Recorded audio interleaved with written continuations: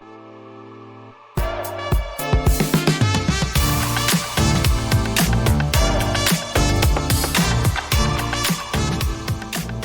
liberdade como privilégio e o medo da perda. Por que em tempo de crise as pessoas se agarram fortemente às identidades de grupo e passam a ver o vizinho como uma ameaça? E o que explica essa tensão que estamos vivendo entre Estados Unidos e Venezuela sob a ótica do inconsciente social? Meu nome é Flávio Rodrigues, sou psicanalista e vou falar um pouco sobre psicanálise social e como que a psicanálise social vê esse tipo de acontecimento que está afetando toda a América Latina. O inconsciente social ele foi pensado por Erich Fromm em uma época em que havia uma hegemonia entre Rússia e Estados Unidos. E na década de 40 ele vai pensar sobre como se forma esse inconsciente social. Existe uma diferença entre a psicanálise social e como ela vê os fenômenos e a psicologia social. E essa diferença ela está nas bases epistemológicas de Erich Fromm e da onde o Erich Fromm vem, e como que ele pensou todas esses conceitos sociais e como que ele pensa, de certa forma, a sociedade como um todo e como que essa sociedade afeta o indivíduo. Uma das primeiras questões que o Erich Fromm separa entre a psicologia das massas e a psicanálise social, e esse inconsciente social, é quando o Erich Fromm fala sobre a diferença de perspectiva, ou de pensamento, de visão dele em relação ao pensamento anterior, o pensamento freudiano, que de certa forma ele Erich Fromm não descarta a pulsão e não descarta a libido, mas ele diz que não seria tão simples assim, né? Não seria tão simples essa economia psíquica, não seria tão simples assim, de acordo com o que ele vinha pensando, o que ele vinha estudando. Erich Fromm vai discutir sobre por que existe uma diferença entre a gente pensar um indivíduo como sendo ele um indivíduo biológico e que se estruturaria por uma economia dos desejos, a economia libidinal, e que essa pulsão seria algo que faria com que determinado tipo de orientação de caráter se estabelecesse. Erich Fromm, diferente de Freud, vai pensar que o caráter ele vai substituir os instintos. E essa é a diferença principal. Para o Freud, o que substitui o instinto seria a pulsão. Para Erich Fromm, não. A pulsão seria uma energia libidinal, que está em todos os indivíduos, né? E que ela não seria somente uma energia sexual, assim como Jung pensava, Fromm também pensava, que ela seria mais uma energia vital, né, que seria orientada em função da internalização de um tipo de caráter, né, e esse caráter estaria no lugar dos instintos, né, que no caso do ser humano eles estão aí, a gente é um sujeito instintivo, mas eles não determinam as nossas orientações de caráter.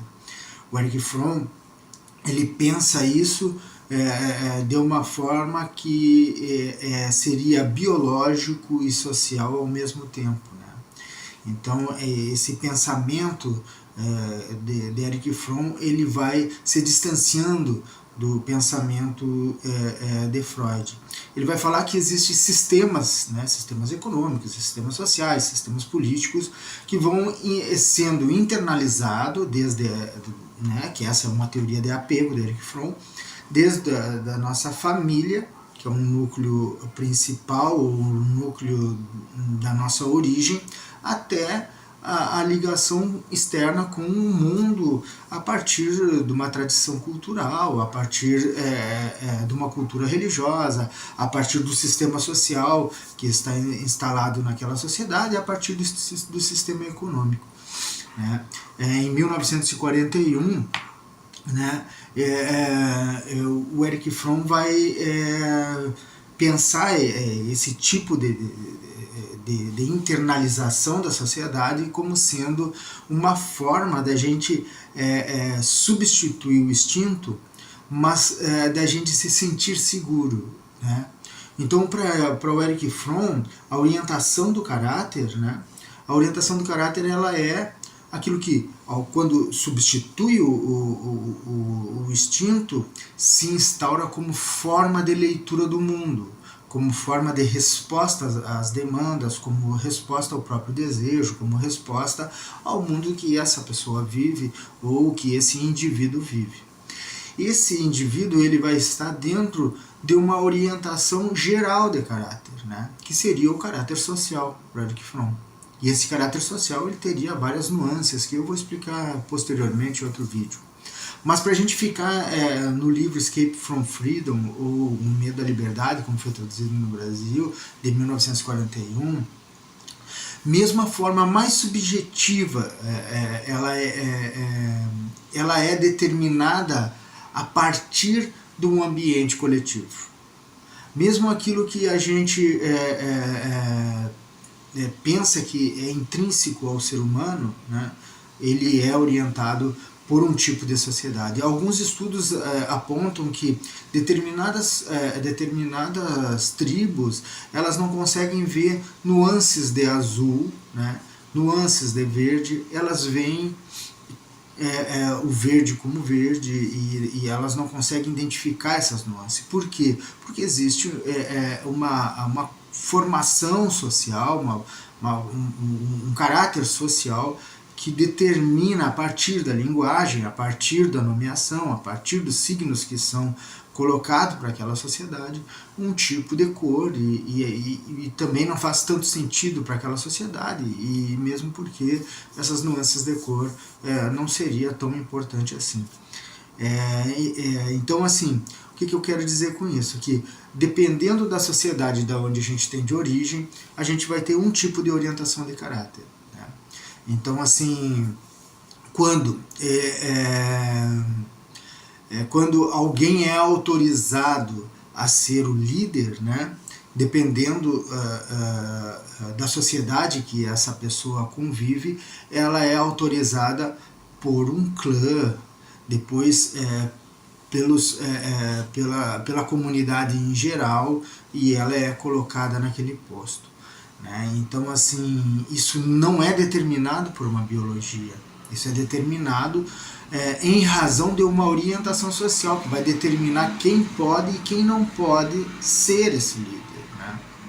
Isso vai se expressar de várias formas, né? Seja pela força, seja pelo matriarcado, onde a mulher ela pode é ela que vai determinar. Então, assim, dependendo da civilização, né, vai ser um tipo de determinação e um tipo de orientação. Né? Mas qual é o problema, então, que a gente vê, por exemplo, no que ocorre hoje na Venezuela com a determinação de um país sobre o outro, em que agora uma figura, né, que seria o Donald Trump, seria a pessoa, né, um indivíduo que se autonomeou, né, um autocrata, né, se autonomeou como chefe de Estado de um outro país. Né? Mas isso é muito mais complexo do que a gente achar que ele, por ele mesmo, ele fez tudo isso e que agora ele determina as regras. Né? Então existe um conjunto de sistemas que favorecem esse tipo de autodeterminação, né? Que seria uma autorização prévia, né?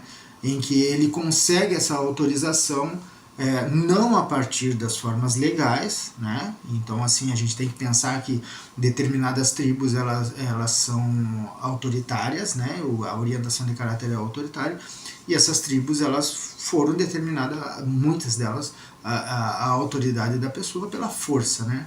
Então o patriarcado vence o matriarcado a partir da força e não a partir de qualquer coisa que a gente possa dizer que tenha sido uma vantagem evolutiva, né? É simplesmente a força. Então, assim, a explicação para isso, né, é muito mais complexa do que a gente achar que uma pessoa se autodetermina chefe de Estado de outro país apenas por uma vontade própria. Sim, existe uma vontade própria, senão não aconteceria. Existe um poder, senão não aconteceria, mas existe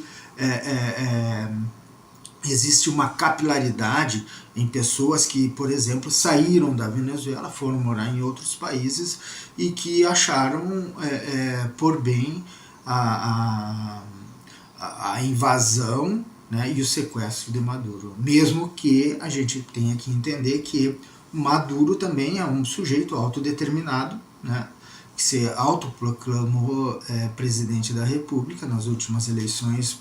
Pelo que parece, ele perdeu as eleições, mas mesmo assim ele não aceitou a derrota e determinou que ele era o líder, e ele era o líder máximo, né? Então a gente tem que pensar que existe uma complexidade. Existe um povo que é afetado por um líder autocrata como o Maduro, né?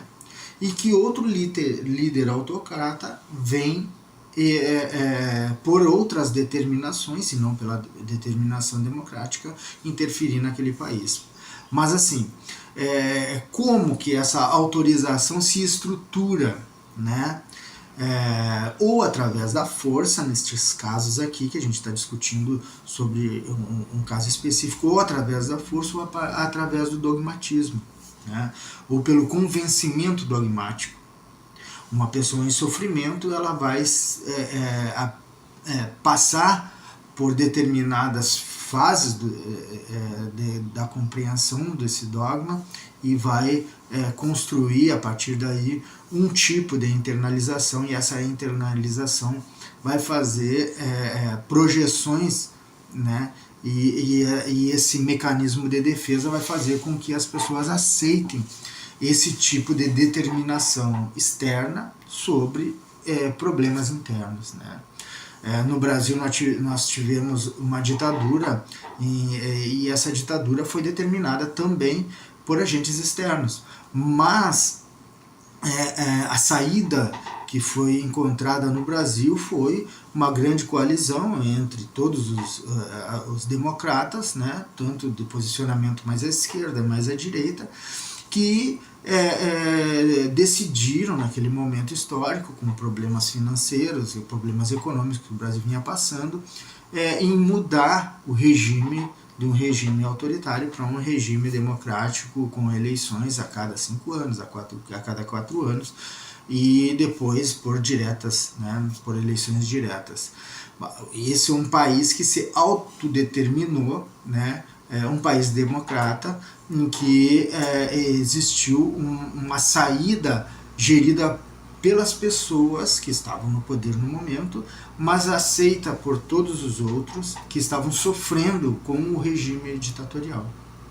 Mas não foi a partir de uma força externa que o Brasil se liberta, ele se liberta a partir de uma conjunção econômica, mais uma conjunção política que determinou que em 1984, 85 fosse feito as primeiras eleições e o Brasil saísse da ditadura, né? Mas como o Erich Fromm explica isso, né? E aí a gente tem que pensar que a liberdade em si, ela está ligada para o Erich Fromm com o cuidado de si, né? Não usa essas palavras, é lógico, essas palavras vêm da hermenêutica do sujeito, do Michel Foucault, mas ele diz que o Erich Fromm vai ir por essa linha, né, de autocuidado primeiro, né, em que a liberdade ela tem uma vinculação com a segurança do indivíduo, né, dentro de uma coletividade, né, no caso a gente pensar que existe uma coletividade, o indivíduo vai tentar se defender de tudo a partir daí. mas existe uma questão do reconhecimento das próprias forças e fraquezas. E nesse reconhecimento das próprias forças e fraquezas, ele vai reconhecer também os próprios limites, né? E vai fazer a escolha entre lutar pela liberdade, né? e ser livre a partir daí, mas também decidir que não é capaz de ser livre e que o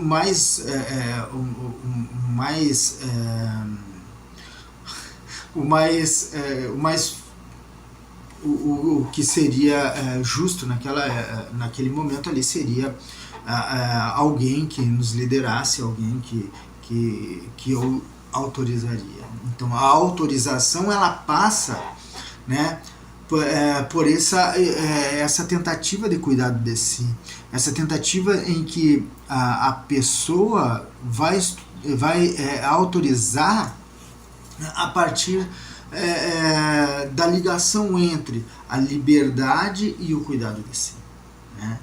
E esse cuidado de si ele é íntimo, né? Ele é íntimo e ele é um cuidado de si que vai pensar a si mesmo como sendo uma pessoa capaz de superar as próprias limitações, ou uma pessoa que necessita de alguém que o acolha, né?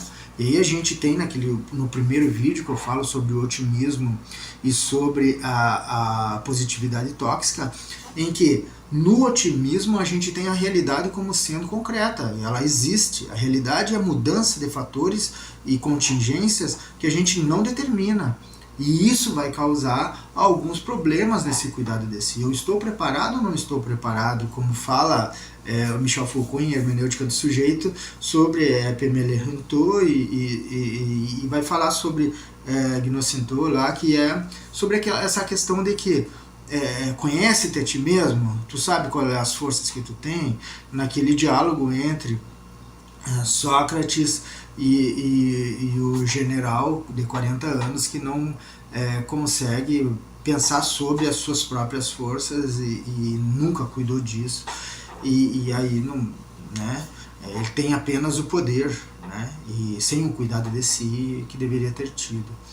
Mas pensar em as forças e as fraquezas, ela gera um tipo de incerteza, né? E esse é o ponto capital, por causa que essa incerteza, de certa forma, como eu falei no vídeo 1 lá, ela causa um tipo de dor, né? E essa dor é inevitável, e a gente vai passar por essas dores a partir do momento que a gente entende que, de certa forma, as coisas que acontecem ao nosso redor podem ser afetadas por aquilo que eu penso, podem ser afetadas por aquilo que eu sinto, elas podem ser afetadas de alguma forma. Então o Erich Fromm vai pensar na seguinte questão: como é possível a guerra, né? Como é possível, ele vai pensar, como é possível que pessoas educadas, pessoas com um nível de cultura que tinham na época as pessoas tanto da Inglaterra quanto da Alemanha, né, na Primeira Guerra Mundial, tinham. E por que eles iniciaram aquela guerra? Porque Erich Fromm vai passar por duas guerras, né? Erich Fromm aos 18 anos passa por uma guerra e depois lá aos 30 e poucos ele passa por uma segunda guerra. E ele, nesses dois momentos, ele vai pensar como é possível, né? Como é possível que pessoas do bem, pessoas que são boas, pessoas que cuidam da família, pessoas que estão em casa hoje, amanhã vão estar entregando o próprio vizinho ou odiando pessoas de um país vizinho, né? Erich Fromm aprendeu inglês e gostava do inglês na escola, daqui a um pouco o inglês era proibido. Então ele vai pensando sobre isso, né, de como culturas, né, tão fortes, tão bem estruturadas, passam a se odiar de uma forma tão veemente a ponto de surgir uma guerra. E como que as pessoas aceitam isso de forma tão fácil assim, né? E elas aceitam a guerra. E aí vem a questão da projeção do bem e do mal, ao ponto de que pensar a projeção como um mecanismo de defesa em Erich Fromm é pensar a projeção como sendo um discurso, né? Uma fala interna que foi, ao longo da vida dessa pessoa, sendo internalizada por uma orientação de caráter social. Ao longo da vida, a pessoa se orienta por um tipo de caráter social que esse caráter social vai determinar qual é o tipo, né, qual é o tipo de posicionamento e qual é o tipo de projeção eu vou fazer. Então, dependendo dos mecanismos que estiverem colocados ali naquela orientação social ou naquele caráter social, daquela massa, né, vai ser escolhido um bem, né, e um bem dogmático, um bem idealizado, que esse bem, né, é aquilo que eu tenho como bem, né? Então eu projeto o bem que eu sou, o que eu tenho, no meu líder, naqueles que são liderados, né? Aqueles que estão na liderança, desculpa, naqueles que estão na liderança e que estão liderando, né? E eu vou projetar todo esse bem nele, né? Se eu sou uma pessoa fraterna, eu projeto a fraternidade naquele líder. Por que eu vou projetar? Porque dentro do grupo existe uma fraternidade, o abraço de uma criança, e essa criança já vai se orientar por esse tipo de posicionamento, em que existe um sujeito fraterno. Por exemplo, no Bolsonaro, quando ele falava sobre a morte das pessoas, ao mesmo tempo que ele abraçava crianças e colocava uma criança no colo, a criança com uma arma na mão, e ele era um sujeito, naquele momento, sujeito fraterno, porque a fraternidade é daqueles irmãos, daquela família, daquele grupo. Então a projeção do bem vai ser projetada nele. Ele é o Messias, ele é o Salvador, ele é a pessoa que Deus nos enviou, e ele é na verdade, uma figura idealizada. Ao mesmo tempo que existe essa projeção do bem, existe a projeção do mal. E aí a escolha, né, que aí entra a questão do identitarismo, a escolha de quem é o mal, né? E como eu falei no vídeo anterior, o mal ele não vai ser determinado nesse momento, tá? Isso tem que ficar bem claro. O racismo existe, a misoginia existe, todos os problemas da diferença e da identidade étnica, elas existem.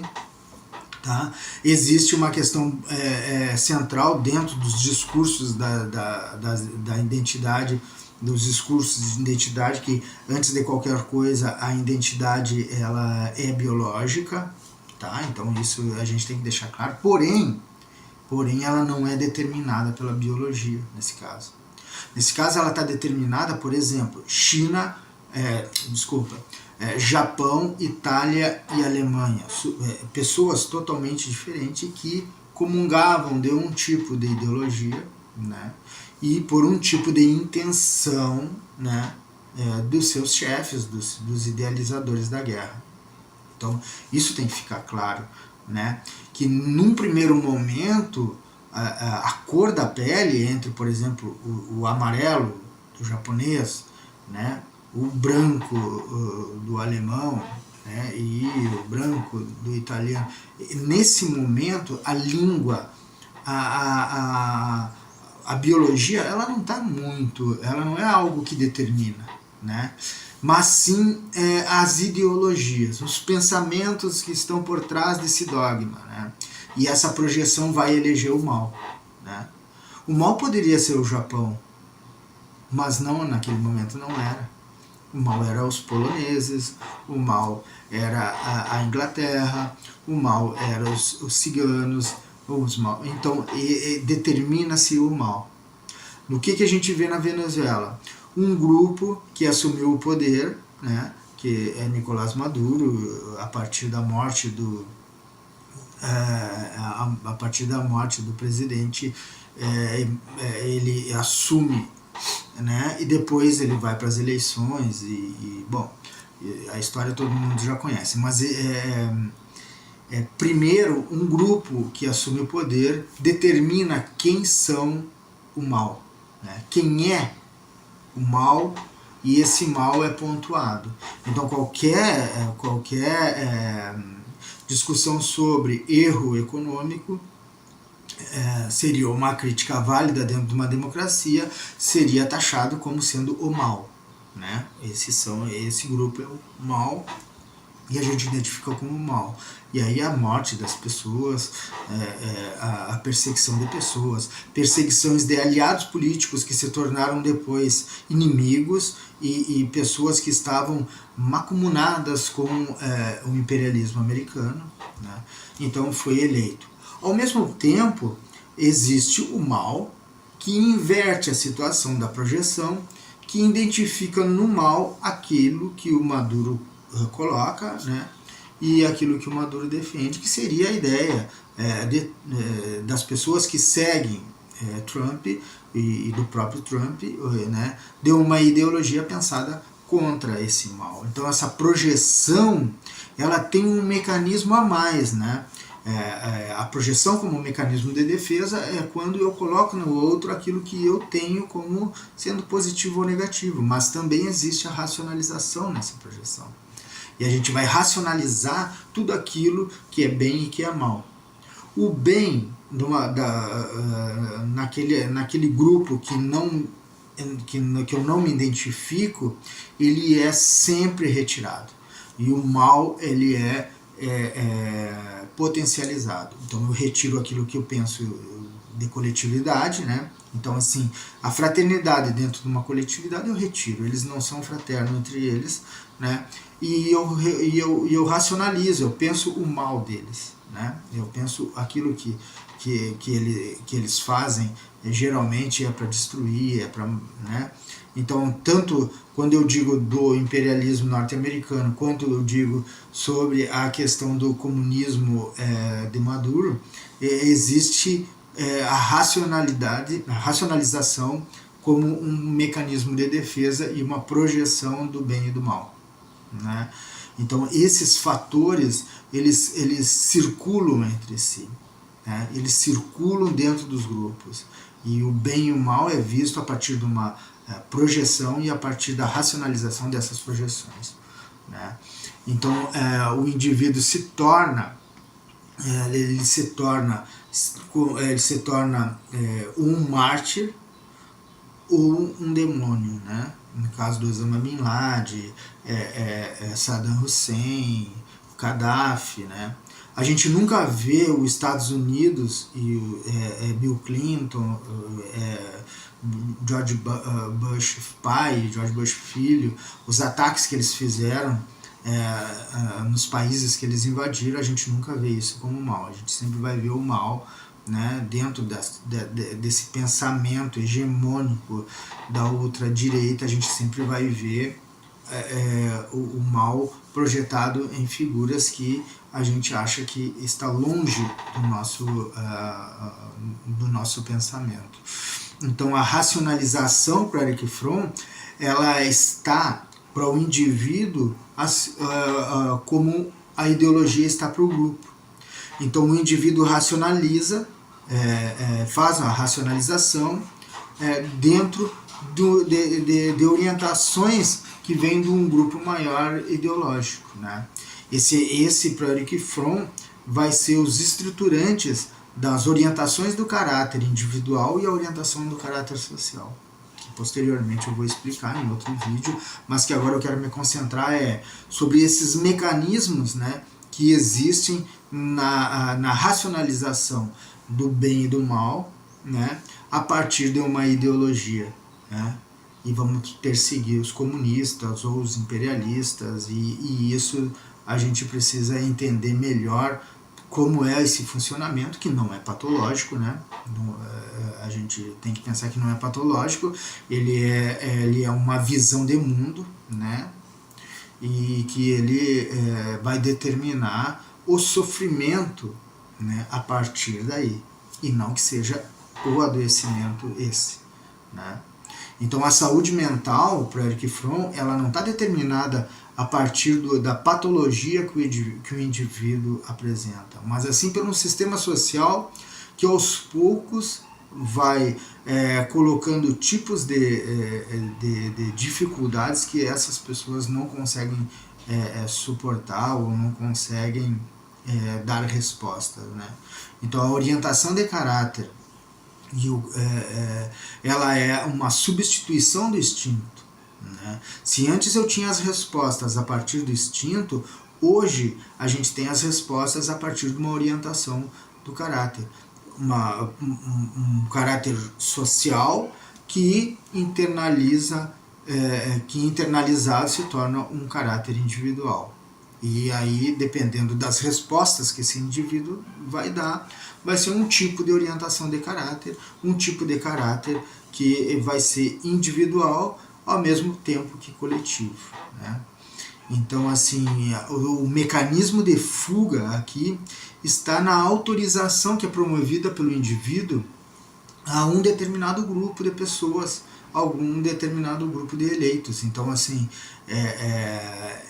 ela molda um tipo de orientação, eu me oriento para esse tipo de resposta e eu vou responder a partir daí.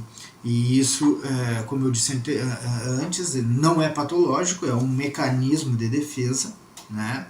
Em que a liberdade, por ser essa incerteza, né, faz com que eu tenha um tipo de orientação e não outro, né? A autorização é promovida pelos indivíduos, né?